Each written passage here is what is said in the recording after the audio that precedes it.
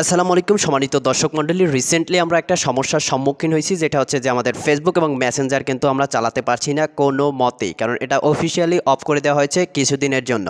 হয়তো একটা মিটিং হবে, সেই মিটিংয়ের পরে কিন্তু আবার ফেসবুক এবং মেসেঞ্জার চালু করে দেওয়া হবে। বাট আপনি কিন্তু এখন চাইলে একটা প্রসেস অবলম্বন করে আপনি কিন্তু ফেসবুক এবং মেসেঞ্জার সেই আগের মতো পুনরায় আপনি চালাতে পারবেন কোনো বাধাহীনভাবে, অর্থাৎ কোনো প্রবলেম ছাড়াই।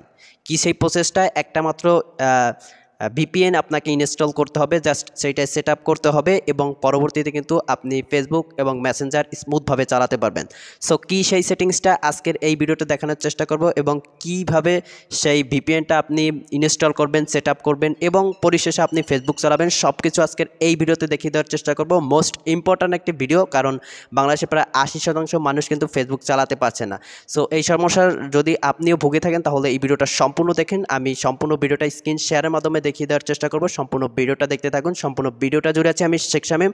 যদি এই চ্যানেলে নতুন দর্শক হয়ে থাকেন অবশ্যই চ্যানেলটাকে সাবস্ক্রাইব করবেন এবং যদি এই ভিডিওটা ভালো লাগে অবশ্যই কমেন্ট করবেন। সো আমরা ফিরছি ইন্ট্রোর পরে।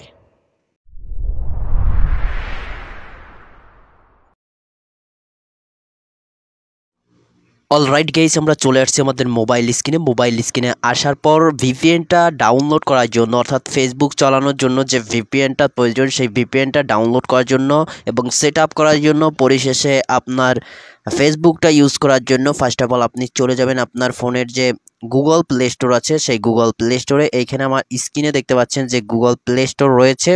আপনি আপনার গুগল প্লে স্টোরে চলে যাবেন। তো চলে যাওয়ার পরে উপরে একটা সার্চ বার দেখতে পাবেন, জাস্ট সার্চ বারে আপনি ট্যাপ করবেন এবং এইখানে আপনি লিখবেন 4টা 1, জাস্ট 4টা 1 3টা 1 যেইটাই দেন আপনি কিন্তু সেই ভিপিএনটা পেয়ে যাবেন। এইখানে আমি 3টা 1 দিয়ে সার্চ করছি।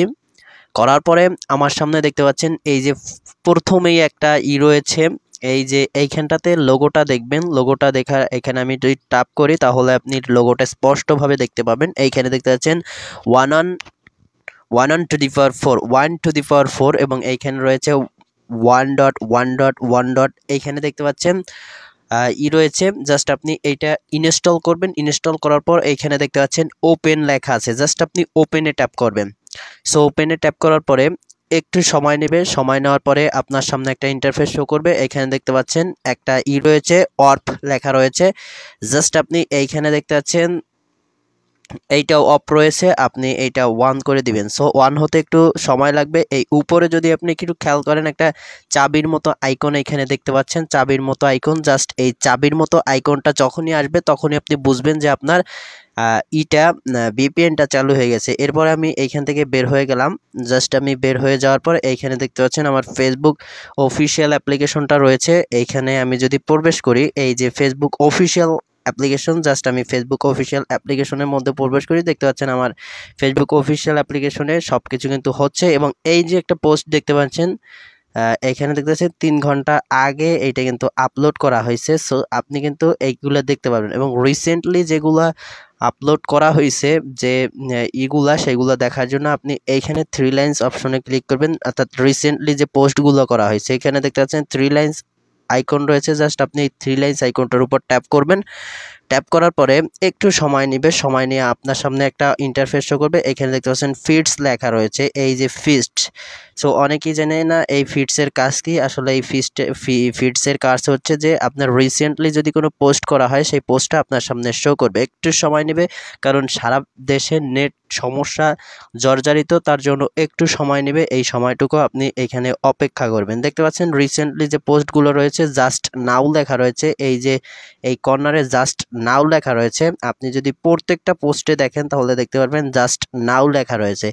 সো এখানে সব করা পোস্টে কিন্তু just now 3 minute 4 minute, so এইগুলো কিন্তু লেখা রয়েছে।